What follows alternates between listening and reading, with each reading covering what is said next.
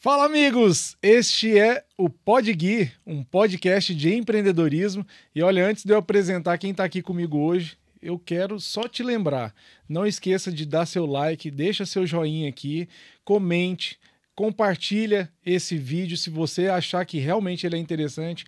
Vamos embora ensinar para o YouTube que esse conteúdo é relevante para apresentar para cada vez mais pessoas. E hoje eu estou aqui com esse grande monstro, Fernando Rezende, meu cabeleireiro pessoal, meu visagista. Tenta dar uma melhorada nesse topete aqui, né, Fernando? De vez em quando você vê eu gravando aqui e fala, Guilherme, vem aqui que eu tô precisando dar uma parada. Seja bem-vindo, viu, Fernando? Maravilha, maravilha estar aqui. Uma honra poder participar desse podcast e poder compartilhar com vocês um pouquinho da minha experiência, da minha história de vida e esse universo do empreendedorismo, né? E Vamos lá. que história de vida. Eu fiquei surpreso esses dias ao ficar sabendo que você foi até usuário de crack, já fumou altas drogas aí e se curou, se converteu e hoje está aqui com a gente.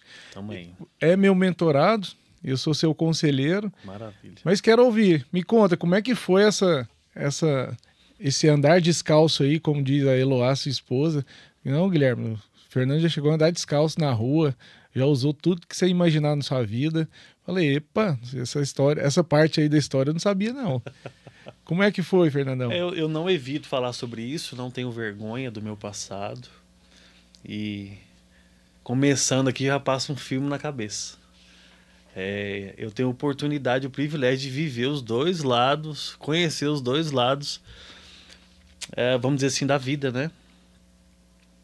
E desde muito jovem, morando ali num setor mais periférico, Qual setor que você morava? setor Pedro Ludovico. Uhum. Hoje não é nem considerado periferia, né? Tá ali pertinho do Flamboyant, enfim, região sul de Goiânia. E uma família estruturada, pai e mãe trabalhadores, esforçados. Minha mãe e meu pai não mediam esforços para me dar educação. Só que o ambiente, né? O ambiente não era legal. Minha mãe era técnica de enfermagem, meu pai era taxista. E, de fato, se esforçaram para a gente ter educação.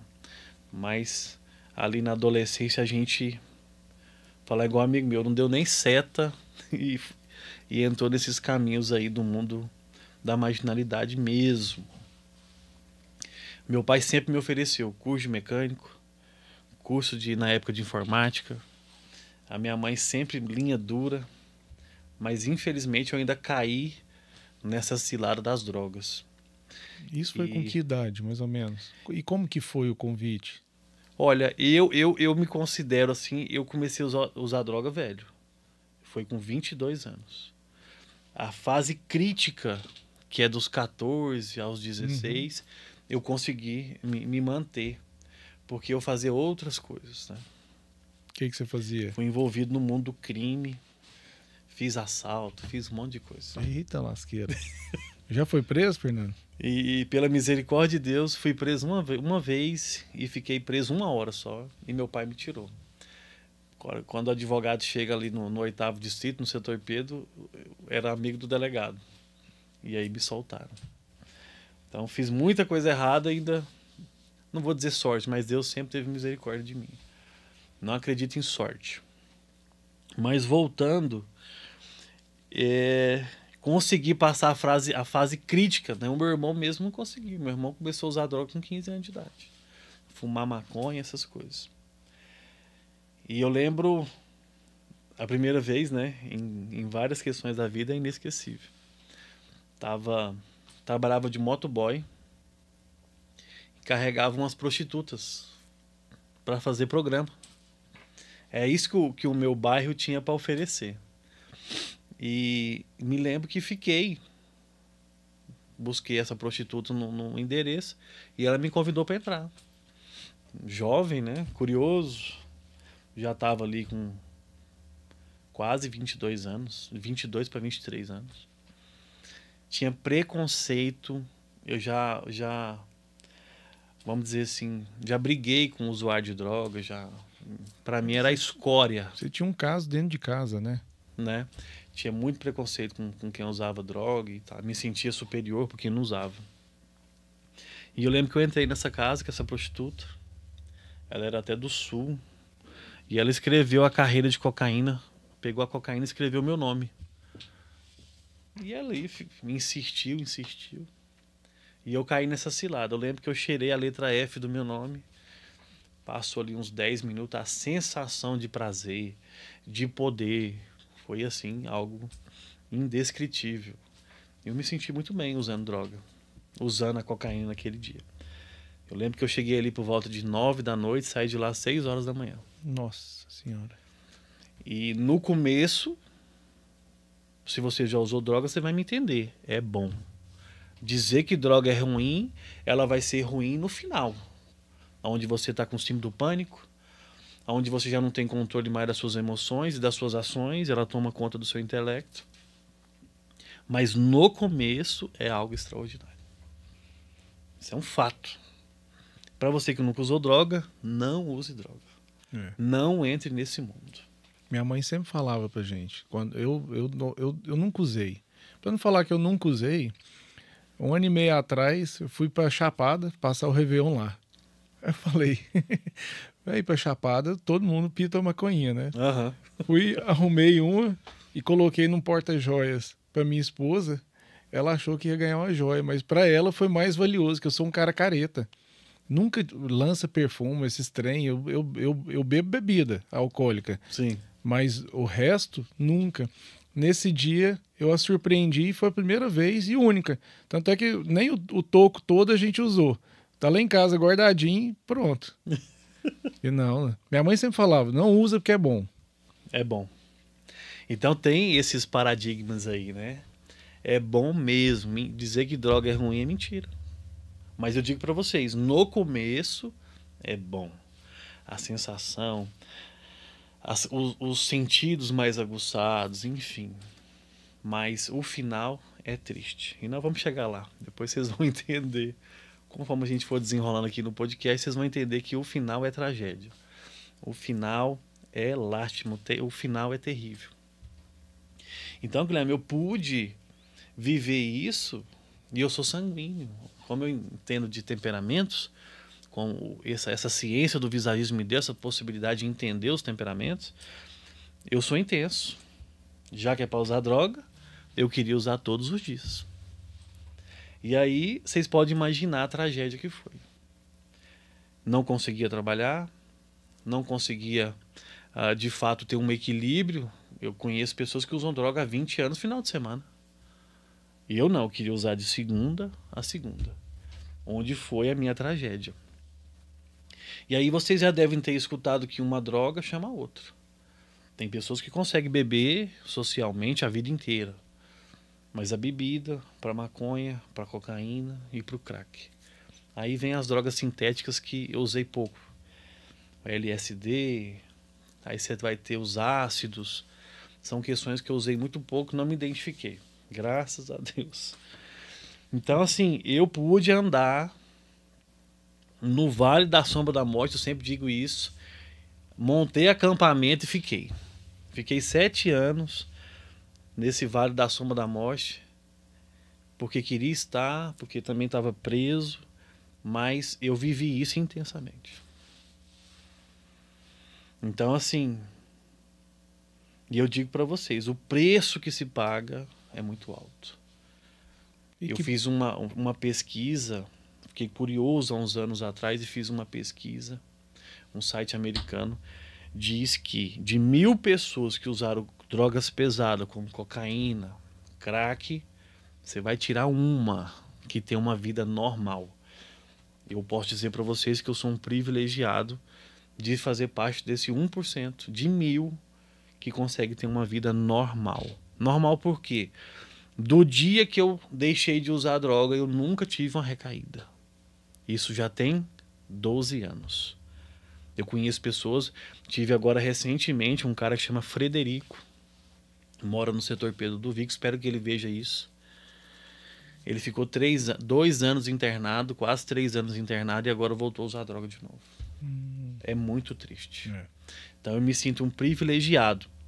Mas eu quero dizer para vocês, não é eu que sou especial, não sou eu que sou forte. Eu não tenho receita para vender. Como eu consegui sair da droga? Eu digo para vocês que um dia eu clamei, literalmente. A Bíblia vai dizer de clamor, é a alma que clama. Eu clamei ao Senhor Jesus e Ele fez algo extraordinário na minha vida. Como que foi esse dia? Me conta mais Esse detalhes. dia também é um dia que marca a minha vida. Tem esse primeiro contato com a droga, tem toda uma história triste aí.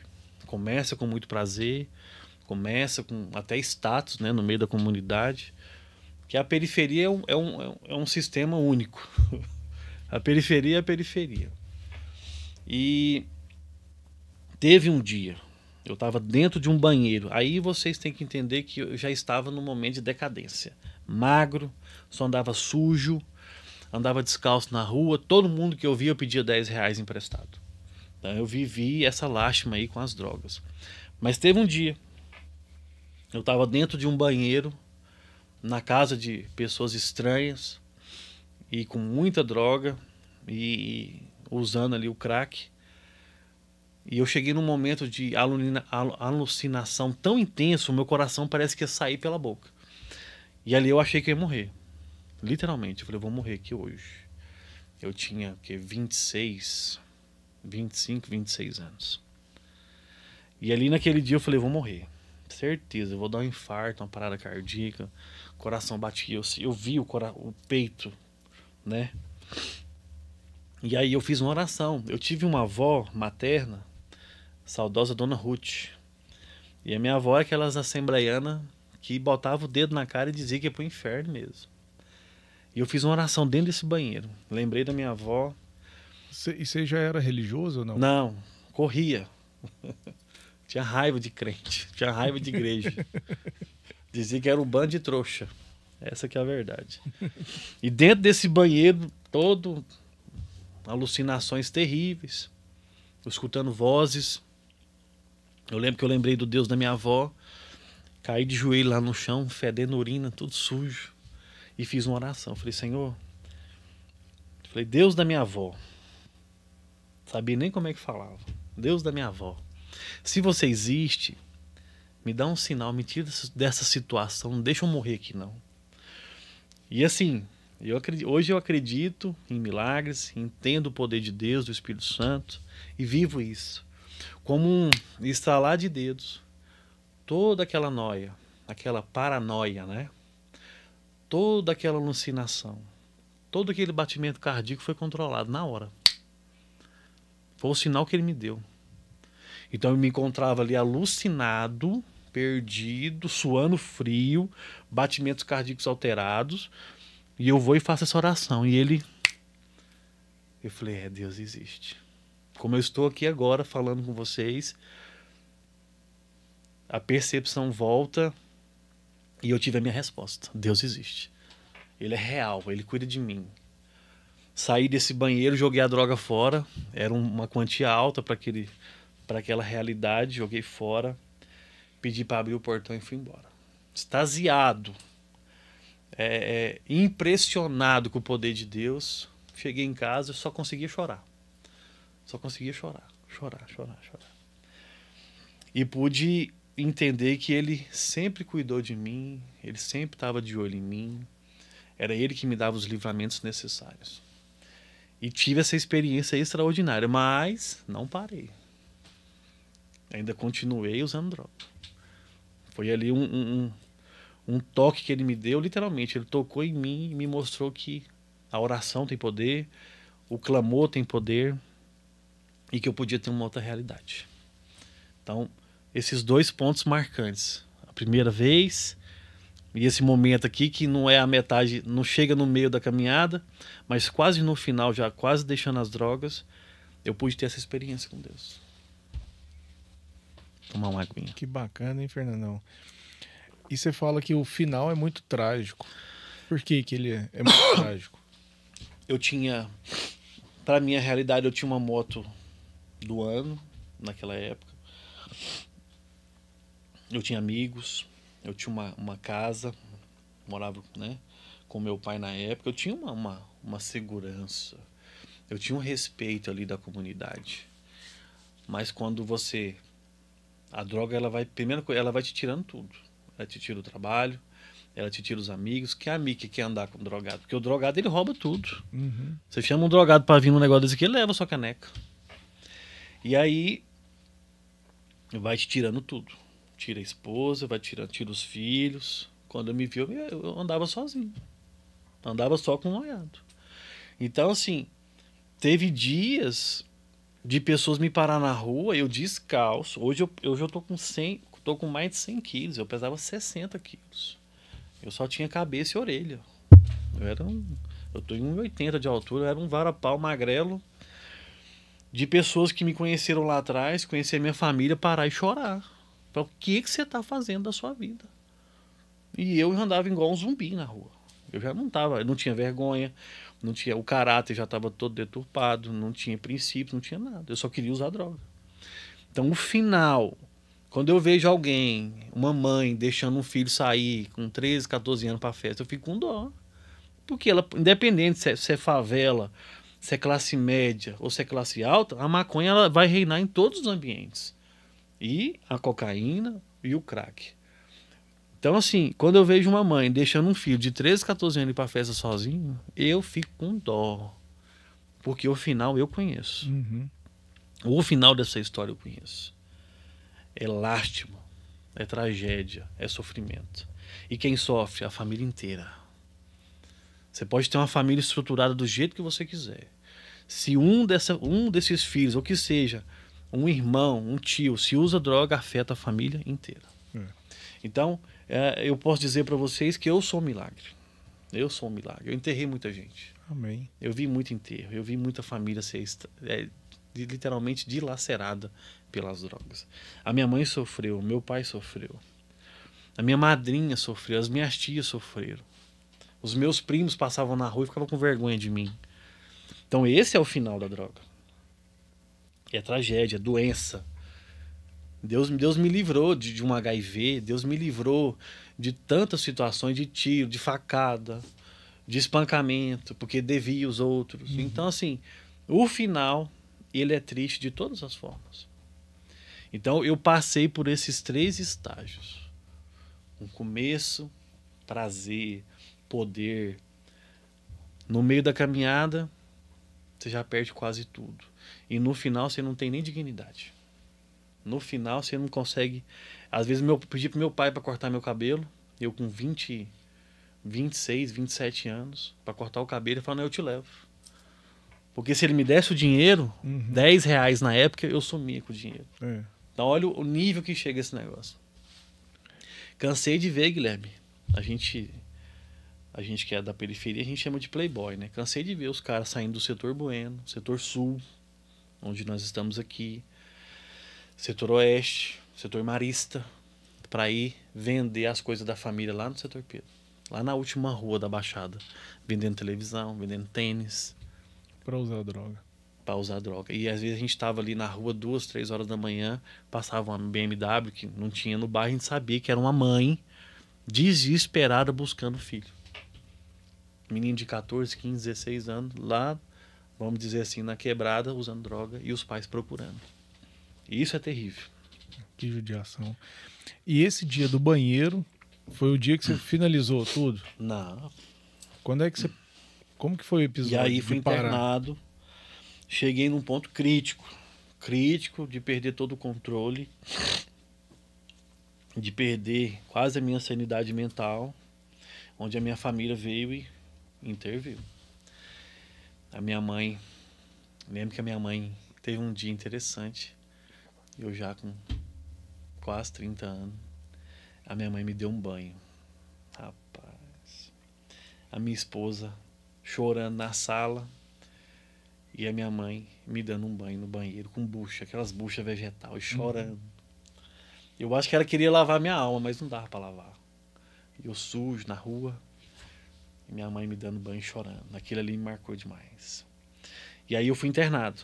Fui internado ali na casa de Eurípides, que é uma casa espírita, Sou grato por aquela casa, por aquele apoio. Minha família participou, a minha esposa e a minha mãe participaram de várias palestras, ficaram ali a par desse assunto, que ele é complexo. Não tem como tratar isso de uma forma natural. É espiritual, é psicológica, não tem como.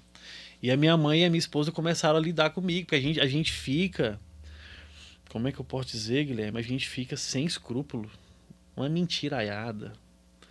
A gente fica maquiavélico. Tudo se arruma uma forma de mentir para poder sair para rua. E a minha esposa e minha mãe, muito sábias, né? A minha esposa pagou um preço muito alto. E a gente pôde, elas puderam ter experiência nessas palestras e elas conseguiram me ajudar bastante. Mas de fato e de verdade, Guilherme, o que salvou a minha vida foi eu entregar minha vida para Jesus. Porque na casa de Eurípides era para ficar 21 dias, eu fui expulso da casa. Porque alguém pulou um muro e conseguiu droga e levou para dentro da unidade e a gente usou droga. A gente foi convidado, eu fui convidado, eu e mais uns 4 na época, a se retirar, porque lá era um trabalho sério e nós não queríamos recuperação. Ficou muito claro. Uhum. Dali, da casa de Eurípides, eu fui expulso, saí, fui direitinho usar droga. Então, teve um dia, e aí a gente consegue entender toda essa caminhada, e teve um dia onde eu me encontrei. Na época eu tinha carro, moto. Aí eu tenho que pular uma parte da história. Eu tirei força da onde eu não tinha, vou voltar um pouquinho para vocês entenderem. Eu tirei força da onde não tinha. Porque eu olhava para minha mãe, para minha esposa, principalmente para elas, para meu pai, e consegui ficar 1 ano limpo. 1 ano. Fui trabalhar de servente de pedreiro. De Eloá. Que idade era isso? Eu já estava com uns 28. 27, 28. Fiquei 1 ano limpo. Consegui comprar um carro. Fui trabalhar de servente de pedreiro. Lá eu aprendi a fazer algumas coisas. Ganhava até razoavelmente bem. Eloá, minha esposa, sempre trabalhou. Consegui dar uma erguida. Literalmente. Casei com Eloá nesse meio termo. Casei no civil. Todo mundo estava feliz. E aí aquela questão. Eu ainda não tinha Jesus. Na primeira brecha que deu, voltei a usar droga.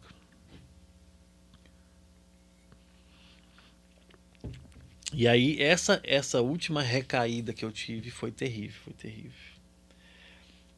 Porque aí eu emprestava meu carro pro traficante em troco de droga.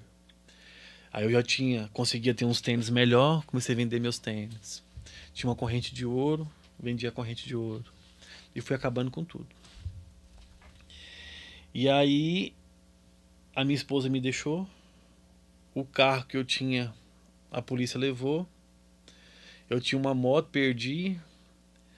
Morava numa casa, ela pegou os móveis que tinha nessa casa, botou numa casa escondida, porque não tinha jeito, eu ia acabar com tudo. Uhum. E aí, pra gente finalizar essa parte, fui morar com a minha mãe. Minha mãe muito dura, e eu fumava cigarro. Nos primeiros dias eu pedi pra ela umas moedas pra comprar um cigarro, ela me deu. No terceiro dia ela falou, não consigo te sustentar de cigarro. E aí tinha uma Bíblia lá. Falei, eu vou ler a Bíblia. Aí eu pensava, né, já tá tudo fodido, tá tudo lascado. Perdi mulher, perdi tudo. Minha mãe morava num apartamento, cuidava de uma senhora, e tinha a área de serviço pequenininho, eu sentava lá, pegava uns tocos de cigarro, fazia, e lendo o livro de Jó. E eu li o livro de Jó e falei, isso aqui não é normal, não. O cara não pode passar por isso aqui tudo, e ainda continuar dizendo que Deus é bom. Aí eu li o livro de Jó, terminava, voltava a ler de novo. E isso aí eu li umas 10 vezes o livro de Jó. Falei, esse Deus é muito doido. Dentro daquela perspectiva do livro de Jó. E aí, minha mãe chegou, falou assim, ó, meu filho, você deve estar todo cheio de droga dentro do seu corpo. Vamos fazer umas caminhadas para você suar. Falei, vamos, eu não tinha opção. Falei, vamos. A gente ia pro Lago das Rosas, ali no setor oeste, fazia uma caminhada. Passava na porta da igreja Assembleia de Deus.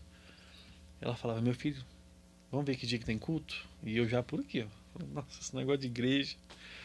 Aí tinha uma plaquinha lá, cultos, terças, quintas, sábado à noite, domingo de manhã, domingo à noite. Qual que você vai vir? Isso era na segunda. Eu falei, amanhã, ué. Tinha opção. Uhum. Aí eu paro pra pensar, Guilherme, o tanto que Deus é maravilhoso. Ele me permitiu, faz o que você quer, pode fazer. Ele me permitiu situações onde eu paro na porta da igreja e eu que escolho ir pro culto. Porque eu corria. Minha tia na minha casa para pregar o evangelho para mim ou para falar de Jesus, eu bati o portão na cara dela. Falei, não, quero saber disso. Quero nada que envolva Jesus, igreja, não quero saber disso. Minha avó já tinha morrido. Fui na igreja quando era jovem, porque minha avó pagava. Minha avó pagava para mim ir para a igreja. E aí, perdi tudo. Tinha um fundo do poço, eu consegui cavar mais um fundo do poço dentro do fundo do poço. E comecei a frequentar a igreja, os cultos. E a Eloá, minha esposa, não conseguiu. Ela carregou um fardo pesado e ela estava no direito dela, ela foi embora. Foi viver a vida dela. E aconselhado por quem? Pela minha mãe. Uhum. Ele não quer. Você é uma menina bonita, jovem, você é esforçada, você não bebe, não fuma. Sai fora. E ela escutou minha mãe e foi embora. Uhum. E aí, no culto, eu sentava na igreja, eu chorava do começo ao fim. Eu tinha um vazio dentro de mim existencial, um ódio que eu carregava. Eu não sei de onde saía aquilo. Uma mistura de ódio com frustração, com raiva. Não era da parte de Deus. Aí minha mãe ligou para ela lá e falou, por incrível que pareça, ele está frequentando a igreja. E a Eloá falou, não acredito. Ela veio então pra gente ir pra igreja. E no que ela veio, ela viu, eu chorava copiosamente nos cultos. Ela olhou para aquilo e falou, ele parece que ele quer mudança. Então assim, o remédio não me curou. A clínica eu fui expulso. Eu era mentiroso, enganador, usurpador. Quando eu chego na igreja, que o Espírito Santo de Deus começa a preencher o vazio da minha alma, eu consigo ter paz. Eu tomava remédio, eu ficava drogado com o remédio que a clínica passava. Eu ficava bobaiado, caía, só dormia. Eu falei, mas isso aqui não é vida, não. Como é que um ser humano vai tomar um remédio desse a vida inteira? Então, a partir disso, e as ministrações, e mais ministrações, eu fui sendo liberto. Literalmente. E estou até hoje. Vai para 14 anos. Nunca recaí. Eu nunca recaí. Do dia, aí nós temos que entender isso. E eu não estou pregando aqui e não estou falando de religião, estou falando de um Jesus que cura, ponto. Uhum. Então, a partir do momento que ele adentra, preenche o vazio, a minha vida foi transformada. Sem gritaria, sem nhenhenhé, simples assim. Depois desse primeiro dia da igreja, com quanto tempo você parou? Naquele dia. Naquele dia. Você Não teve entrou na mais. igreja e chorou, acabou. Acabou. E aí um Maravilha. processo. A igreja, ela tem um processo hoje que a gente tem um projeto social que ninguém fala. Eu fui ressocializado. Mentiroso, prostituto, enganador. Eles me aceitaram. Pode vir que a gente aceita. Uhum. Aí fiz curso de diácono, curso de auxiliar. Aí fiz curso de como receber as pessoas na igreja. Eu fui inserido naquela comunidade e fui aceito e fui respeitado por isso. Isso, quantos anos você tinha? Eu tinha já com de 28 para 29. E estou lá até hoje. Na mesma igreja, no mesmo lugar, Amém. há uma década. É.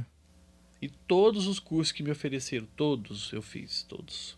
Eu era um cara que só falava gíria. Era pode crer, mano e tal. Eu não sabia conversar igual uma pessoa normal. Então, eles me ensinaram até a conversar. Então, assim, eu vejo pessoas que têm aversão à igreja e não têm noção do poder. Tem um lado espiritual, que é o mais importante para mim, e tem um lado ali de ressocialização.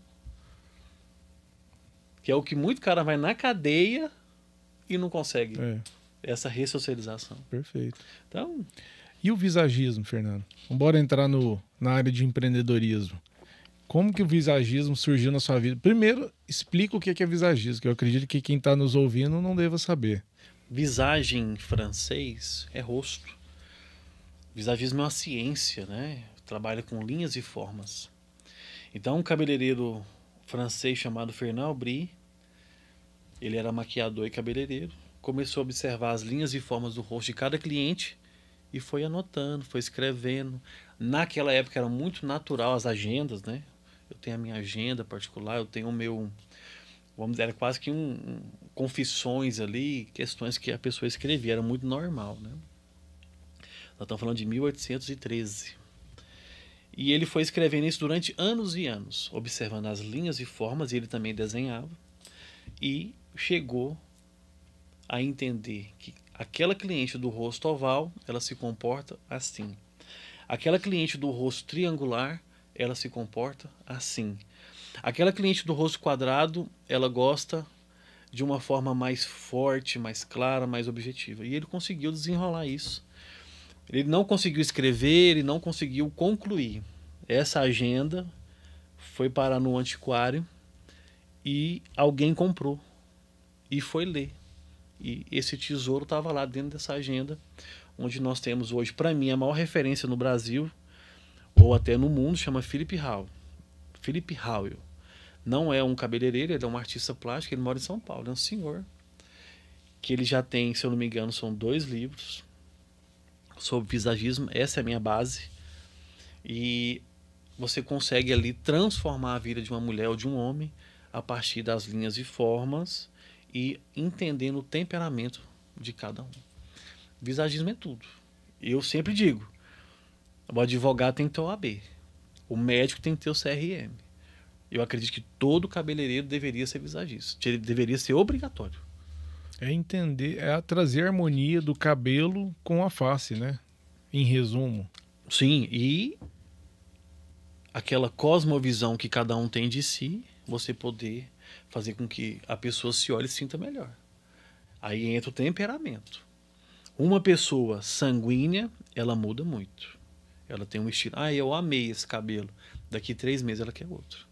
Uma mulher melancólica, às vezes ela vai carregar o mesmo estilo a vida inteira. Uhum. E é isso que ela quer. Não vai ser eu ou o cabeleireiro X ou Y que vai fazer ela mudar. Ela não vai mudar.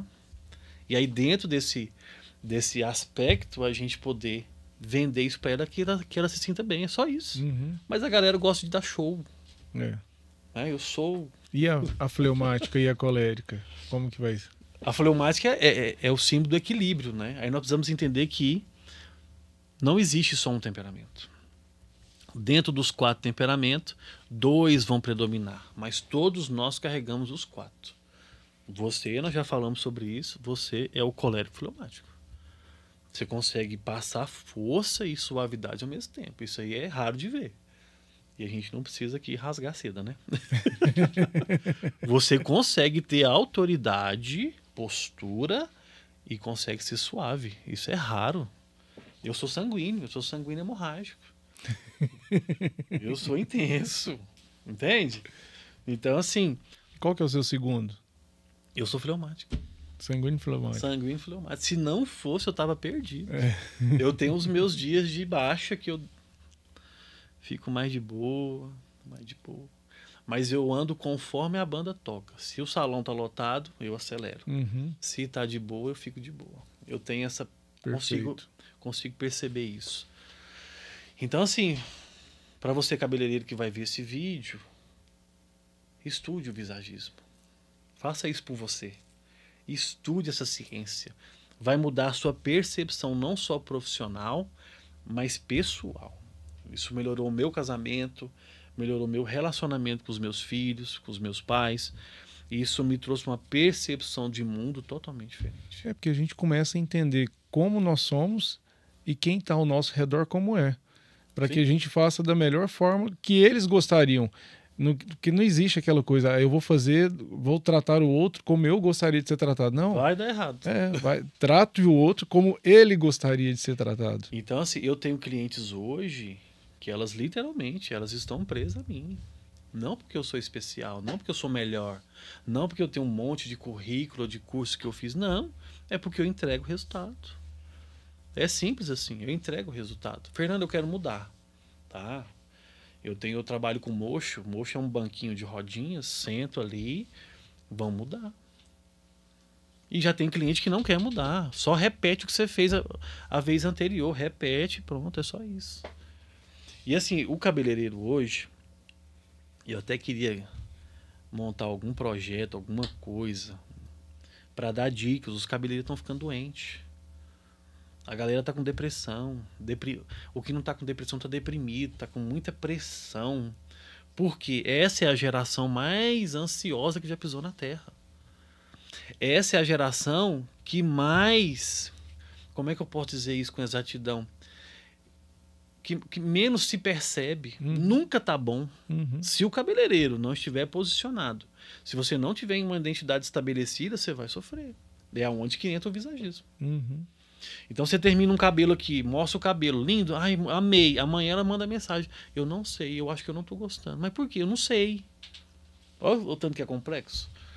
Se você não tiver ali de posse de uma ciência, de um discernimento, uma postura, e você poder vender algo para ela. Então o mercado hoje, olhando de cima para baixo, ele precisa de profissionais gabaritados, profissionais preparados para entregar. Perfeito. E como que você começou nesse ramo? Aí tudo que eu falar aqui, pessoal, envolve o lado espiritual. Não tem como. Tá tudo conectado. Eu lembro que eu cheguei, já estava na igreja, firme, transformado. Eu trabalhava de servente de pedreiro. Cheguei... Nunca tinha cortado um cabelo? Não, nada. Cheguei do serviço, a minha esposa estava fazendo a unha de uma mulher de Deus. Vamos colocar assim. E eu sentei lá todo sujo de cimento, cansado, mas feliz. Nunca reclamei de trabalhar de servente. Sentei lá e conversando com essa missionária, uma mulher de Deus que me acompanha até hoje. E eu falei para ela assim: eu preciso ganhar dinheiro. Eu preciso fazer alguma coisa que preencha a minha alma, que eu possa executar e ser feliz. E eu lembro que ela coçou a cabeça assim, botou a mão na testa e falou assim: filho, por que você não faz um curso de cabeleireiro? E eu, preconceituoso, isso é coisa de viado, né? Olhei. Mas na hora que ela falou, aquilo te tocou. Me tocou. Eu tinha uma CGzinha 99 lá assim, uma motinha da Honda. Isso numa sexta-feira. Aí olha o sanguíneo, né? Larguei o emprego. Na segunda, na mesma segunda, fiz a matrícula, vendi a moto e comecei a fazer o curso. E aí entrou? Na metade do curso, no primeiro curso dia... de quanto tempo? É um curso simples, lá no centro, na rua 79 no centro. Ai, meu Deus. 69 no centro, ali perto do ginásio Rio Vermelho. Claudete. CETEC. Claudete. No primeiro dia de curso, eu tô lá cortando. Era um curso masculino e feminino, tô lá cortando um cabelo. Aí ela chegou bem no meu ouvido e falou assim: você é mentiroso. Aí eu falei: por quê? Você já corta cabelo. O jeito que você corta, você já corta cabelo. Aí eu falei: Claudete, eu tô vivendo um momento tão legal da minha vida, eu tô correndo de mentira. Lá na ficha eu coloquei que eu nunca cortei. Você pode ter certeza que o que tá escrito na ficha é porque eu nunca cortei. Aí ela falou assim: então você tem um dom. Aí pronto. Aí essa palavra entrou, dom.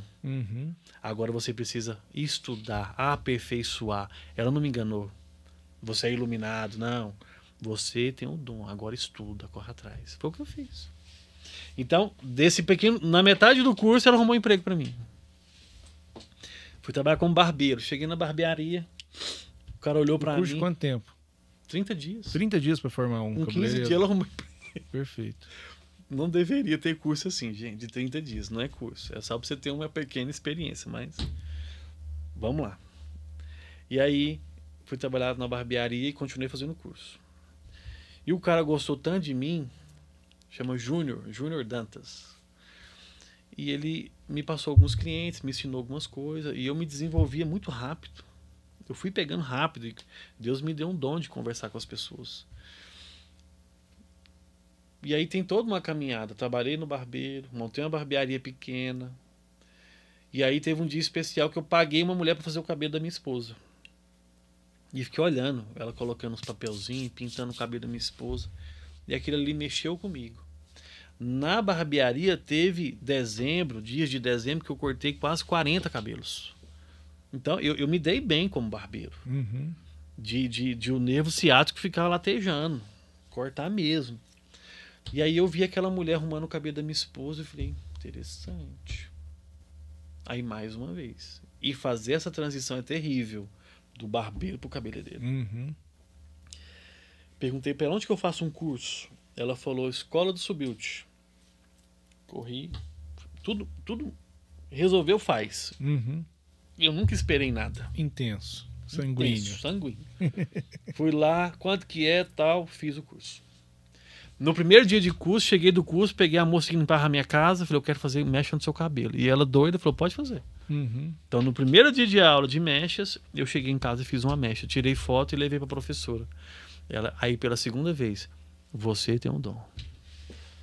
Então, as coisas vão se confirmando. Uhum. Aí é Deus. Então, não foi eu que falei, acordei um belo dia e falei, vou ser cabeleireiro. Não foi Deus que direcionou. Lá você vai ser feliz, você vai ser bom, você vai ter experiências maravilhosas, experiências tristes, você vai ter um mix de sentimento ali onde você vai desempenhar essa profissão. E eu digo para vocês, eu amo fazer cabelo. Conheço pessoas que são mercenários, gostam de dinheiro, não trata bem, enfim, não vamos entrar nisso. Eu amo fazer cabelo. Então, se eu amo fazer cabelo, eu odeio errar. Estou sujeito a erros, como já errei. E não vou deixar de errar. Mas o erro, ele é pedagógico, ele te ensina. Então, cada vez mais, dentro daquele dom que Deus me deu, eu tenho conseguido fazer cabelo bonito, consigo reanimar mulheres, consigo gerar esperança. Você transforma vidas, né? Eu consigo ter esse privilégio. Ou esses vídeos que você faz no Instagram do antes e depois, que tem mulher que chora. Nossa. Velho, isso é... Como que foi a sua trajetória para entrar no Instagram? O que é a sua vida antes e depois do Instagram? E aí... Deixa eu só concluir essa questão do visagismo que eu não te respondi. Beleza. Fui trabalhar com o feminino. E Deus foi colocando pessoas. Fiz um curso de corte. Aí me apresentaram um cara que chama Divino Oliveira. Fui fazer um curso de visagismo com esse Divino. Um cara que eu gosto muito e respeito muito. Era para ficar 3 dias no curso. Não tinha dinheiro. Dei um cheque lá e falei, Deus vai honrar. E realmente honrou. Para aquele momento lá era R$3.000. Era muito dinheiro. Foi onde eu adentrei nesse universo do visagismo. Ele me deu o livro. Falou, lê o livro. Era para ficar 3 dias. E ele olhou para mim e falou, você não entendeu ainda. Eu fiquei 15. Então, quem que faz isso? Só Deus. O cara olhou para mim e viu graça de Deus. Falou, não, meu filho, você vai vir aqui. Você não entendeu nadinha do que eu tô tentando te ensinar. De 3 dias virou 15. E aí, de lá para cá, eu venho estudando sistematicamente o visagismo. E eu consigo hoje fazer uma consulta. Tom de pele, temperamento. E a gente consegue uma assertividade lá em cima. Não porque eu sou especial, porque é uma ciência. Mas Deus usa pessoas. Deus usa. Você poder entender que eu vou fazer mais suave, porque eu acredito que ela vai amar. Ela não quer chocar, ela quer só suavizar. Tem aquela que ela quer mesmo, um negócio muito, porque ela é sanguínea, ela quer aparecer. Então tem que ter essa sensibilidade. Então assim, o meu Instagram, ele é de 2014. E aí, mesma questão, Deus vai colocando pessoas, network. E ele me colocou em cenários onde eu fui obrigado a ir para a rede social. Aquelas pessoas que eu olhava e olho até hoje e falo, nossa, uma pessoa bem sucedida na área da beleza em Goiânia. E eu fui obrigado a botar a cara, tirar a vergonha, timidez, medo de errar. E hoje eu faço isso com naturalidade. Mas hoje, o cabeleireiro que está posicionado, que tem cliente, que trabalha bem, 99% tá na rede social. Uhum. Não tem mistério. Tem pessoas excelentes, mas não estão na rede social. E tem os barrela também que tá na rede, porque sabe conversar, tira uma foto bonita, mas maltrata cliente. Não faz com a alma, não faz com o coração. Tem isso também. Tem as ciladas da internet. Fernandão, e se fosse para você hoje dar alguns conselhos para quem quer empreender, para quem quer virar barbeiro, cabeleireiro, quer ir para essa área da beleza, da saúde, quais conselhos, pensando em todo o histórico de vida que você já teve, que é muito recente, né? Você deu uma atrasada de uns 10 anos da sua vida para começar a realmente ter uma profissão. Sim. Quais lições que você teve que você poderia... O que eu posso dizer, o que eu errei, né? E o que eu acertei. Para você que quer começar, eu te diria o seguinte: estude. Não queira, porque essa profissão, Guilherme, você aprende uns truques. Um exemplo, escovar um cabelo. Se você treinar uma semana, não precisa de um mês não, se você treinar uma semana os princípios de uma escova, você pode dizer que você é escovista, porque o mercado aceita, não tem. Para mim arrumar um profissional hoje, um auxiliar, dá um mau trabalho. Então se a pessoa já se simpatiza com essa profissão, quer, e uma semana, e se ele se dedicar a escovar cabelo, ele começa.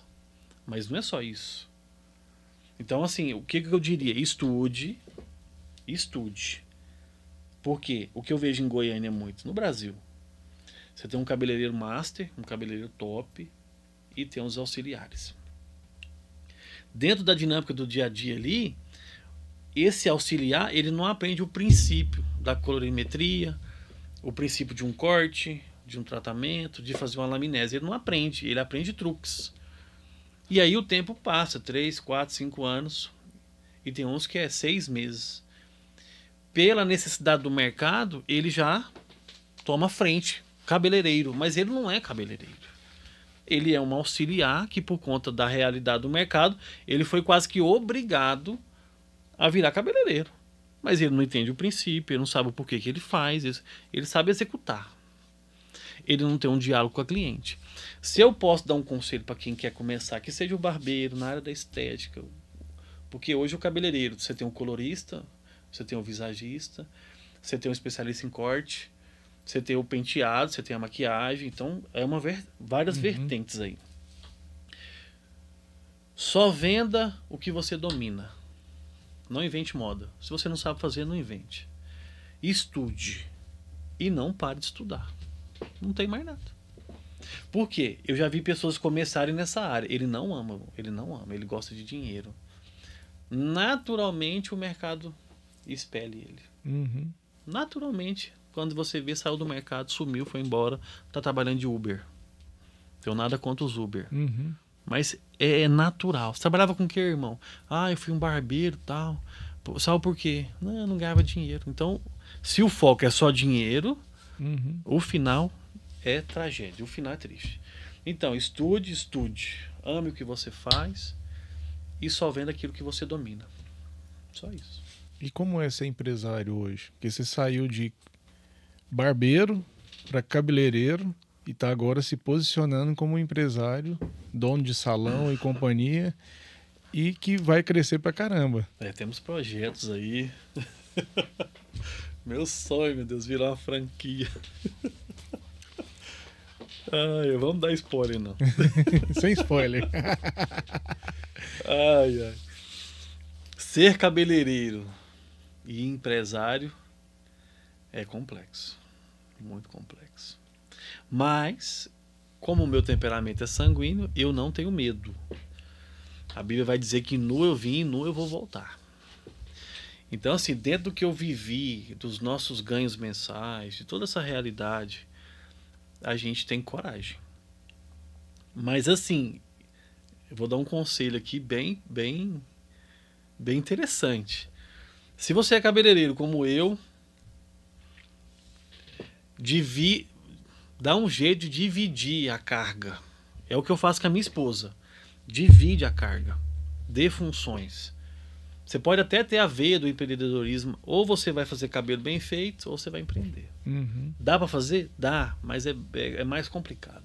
Hoje a minha esposa tem uma participação, e aí a galera não entende, né? Em offline ali o negócio é estreito, é conta, e compra e vende, paga imposto, contador, Tem toda a gestão administrativa, né? tem que encarar o gestor todo mês com os números e aí o pau tora. Então, assim, dá pra ser, dá. Se você Porque o meu sonho, gente, nunca é parar de fazer cabelo. Eu não tenho a ilusão que eu vou chegar num patamar que eu vou ficar olhando as pessoas trabalharem. Eu gosto de fazer. Então, esse empreender, eu vou criar formas, estamos já criando formas de ganhar dinheiro, ganhar mais dinheiro, expandir os negócios. Mas empreender não é para todo mundo. Não é. Se você me pergunta 10 anos atrás, você vai ser um empreendedor? Eu não sabia nem o que significava essa palavra. Mas a gente tem avançado. Agora, na minha vida, o mais importante para me ter uma base sólida e conseguir trabalhar em paz é a minha esposa.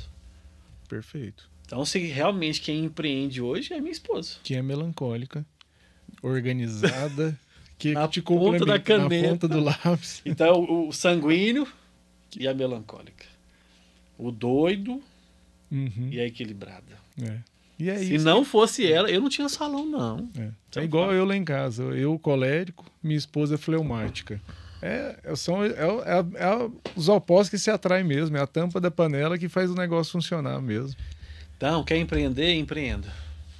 O preço é alto, mas compensa. E se cerque de gente boa que te complementa. Porque não adianta você querer fazer tudo, que você não vai fazer tudo, ou vai fazer tudo meia boca. Eu falei aqui várias vezes aqui, né? Network, pessoas. O Guilherme é a prova disso. Essa era a última pergunta que eu já ia te fazer. A gente está indo para um ano de trabalho juntos, eu como seu conselheiro da Eloá. Me fala um pouco de como que foi antes do Guilherme e como que está sendo hoje. Vou te responder de uma forma bem lúdica, assim, né? Antes de da gente ter a gestão, era como se você tivesse, vamos pensar assim, né? Você literalmente numa guerra e o fuzil com poucas balas e os inimigos atirando para matar. E a qualquer momento você levantar a cabeça e tomar um tiro na cabeça. Não sabia se ia fechar o mês. Era tudo desorganizado. Pagava aqui, atrasava ali. Queimava o filme com o fornecedor. Não podia fazer uma simples viagem porque não tinha o dinheiro. Mas o dinheiro entrava. Era desorganização. Então, assim, você que não tem gestão na sua empresa, você que acha, eu falei isso para uma cliente, né? Pelo menos na minha área, né? Um tal de fica rico e fica pobre. Você fecha o caixa e fala, nossa, interessante. Entrou uma quantidade legal aqui hoje. Só que se você for olhar e a gente não tinha essa visão, 20%. No meu ainda dá um pouquinho mais, né, Guilherme? No meu ainda dá um pouquinho mais. Aí você olha ali, X, fala, tô rico. Tá não, irmão. 25% ali é seu. E se você vacilar, você ainda cai para 15%. É isso aí. Então, assim, o que eu posso te dizer é que a gente tinha uma visão bem limitada. A gente trabalhava na tora, de qualquer jeito mesmo. Entrava ali, não sabia o que era porcentagem, não tinha noção do que ganhava. A minha esposa organizada no cadernão lá, né? Mas era frustrante. Fechou tanto um mês, mas não sobrou. É muito triste trabalhar assim. Hoje a gente pode ter a consciência do que entra, do que sai, da margem que sobrou, que pode melhorar. Então, assim, você consegue trabalhar mais suave, mais tranquilo. E o principal, a gente começa a ter uma visão para frente. Isso. Porque baseado no histórico, porque, velho, tudo é dados. Então, se a gente tem ali, o que eu performei? Janeiro, fevereiro, março, abril, você já consegue ter uma linha de como vai ser o resto do ano. Sim. Baseado no seu primeiro quadrimestre. Então, dali a gente já consegue tomar atitudes ou para melhorar no faturamento ou para melhorar nas linhas de gestão. Nós estamos entrando agora, fez um ano? Agosto faz um ano. Então a gente já tem uma métrica para a gente comparar. Isso. Do janeiro do ano passado para esse, a gente conseguiu bater recorde, né? Conseguiu faturar mais. É. Mas é isso. Sem gestão não vai, sem um acompanhamento não flui. O que tem de empresário batendo cabeça e ganhando dinheiro, tem empresa fechando porque não tem gestão. É. Então fica uma dica para você aí. Não adianta só faturar. Faturar bem. Se você eu tenho o seu caso, por exemplo, de um bom faturamento, gente, que é lindo, é muito mais fácil eu mexer nas linhas de baixo de despesas do que na linha de faturamento. Fazer uma empresa faturar mais é muito mais difícil, muito mais doloroso, demanda muito mais energia e tempo do que eu mexer nas linhas de baixo. Eu vi uma fala daquele Tito, sabe aquele? O Tito. Uhum. Ele fala assim: você quer ganhar mais? Você quer deixar de fazer o que você faz ou você vai ganhar mais dinheiro? Na hora eu falei, vou ganhar mais. Eu preciso ganhar mais. Você já tem um estilo de vida. Você já tem um padrão. Você vai reduzir ou você vai ganhar mais? Que é o que você acabou de falar. É isso aí. Eu acho que a opção sempre é ganhar mais. Dá pra fazer. Amém. E quanto mais vidas a gente transforma, mais Deus vai iluminando nosso caminho. E as portas vão se abrindo. Amém. Valeu, Fernandão. Você tem mais alguma consideração? Só agradecer. E dizer pra você, profissional da beleza, faça com amor. Faça como se fosse sua mãe, sua irmã. Porque o dinheiro ele tem que ser consequência. Se o dinheiro continuar sendo primazia no seu negócio, não vai dar certo. É. Sabe? Trabalhe, esqueça o dinheiro. Faça o seu melhor. Você vai ver e viver situações que você nunca viveu na sua vida. Fica essa dica pra você aí, profissional. Amém. Valeu. Plante, que a colheita um dia vai vir, né? Plantou, colhe. Obrigadão, viu, Fernandão? É nóis. Tamo junto. Pessoal, esse foi mais um Pod Gui, podcast de empreendedorismo, hoje com uma história de vida fantástica do Fernando, que além de aconselhado por mim, é um amigo pessoal e com uma história realmente de inspirar. Espero que você tenha gostado e não esqueça de dar o seu joinha, seu like, compartilha, comenta aqui. Vamos embora ensinar o YouTube, mostrar que esse conteúdo é relevante para aparecer para mais pessoas. Até a próxima. Pronto. Fechou.